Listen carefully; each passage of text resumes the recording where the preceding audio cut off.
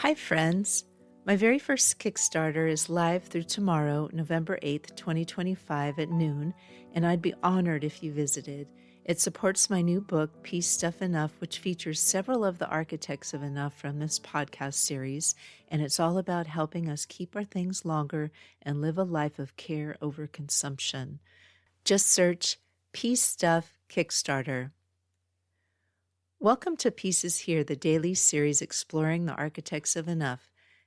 Today we continue our theme, the social and systemic enough, by honoring Bea Johnson. She lived a life of radical stewardship. She turned her family's waste into a whisper and asked the world to question what we throw away. Architect of Enough. Bea Johnson is a Franco-American environmentalist, speaker, and author, best known as a leading voice in the zero waste movement. After moving from France to the United States, she and her family began intentionally simplifying their lives in 2006. By 2008, she fully adopted a zero-waste lifestyle, applying a concept historically used for industrial systems directly to the home. Johnson popularized a framework known as the 5 R's, which provides a clear order of operations for consumption. 1. Refuse what you do not need. 2. Reduce what you do need. 3. Reuse what you consume. 4. Recycle what you cannot refuse, reduce, or reuse. 5. Rot, compost the rest. Her book, Zero Waste Home, published in 2013, expanded her ideas globally.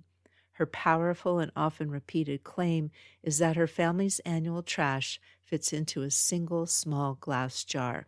That image of a tiny jar containing a year's worth of waste has helped drive the movement's visibility and remains a shocking challenge to modern consumerism. Johnson's philosophy demonstrates that systemic change starts with the personal discipline of saying no thank you to the culture of disposability.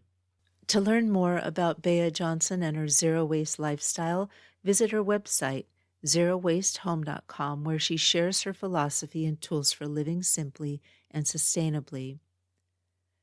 The Enough Reflection. Honor what you don't see. Bea Johnson's approach teaches us to look upstream, think before you buy, refuse before you reduce. Her discipline is not about discarding more faster, but preventing waste before it even exists. When considering something new, ask, do I need this? Will it last? Or is there a way to live without it? This reminds me of one of the tips from Peace Stuff Enough, the new companion book to One More Year. You can find it and follow the Kickstarter at avaskolfsbeck.com/Kickstarter. Pedro says Bea Johnson and her family adopted the zero-waste lifestyle after they decided to downsize their home, realizing they hadn't missed the 80% of their belongings they had placed in storage, which convinced them that living with less leads to a richer life based on experiences, not things. What is something I've bought out of habit that I can refuse tomorrow? What item in my life could I live with more simply? One I keep just in case, but don't really need. Words to keep. Bea Johnson's wisdom emphasizes that simplicity is ultimately about gaining freedom, not just getting rid of things. She reminds us that the best way to live is often the lightest. The lighter we are, the more freedom we have, and the more we can do for others. If this daily message has brought you peace, please take a moment to subscribe and share this episode with someone who needs it.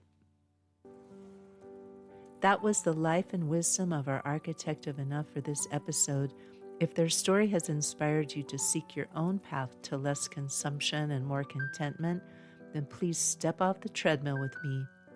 Let's learn from the architects of enough and discover together that for our planet, for our community, and for ourselves, peace is here. To follow my work, including the new book, Peace Stuff Enough, the entire Pedro the Water Dog Saves the Planet series, and the podcast archive, visit avaskalfsbeck.com. That's also where you can find the link to my current Kickstarter. Our music is Dalai Lama Riding a Bike by the talented Javier Peque Rodriguez. You can find links to his music on Spotify and Bandcamp in the show notes. Thank you again. Listen for the peace.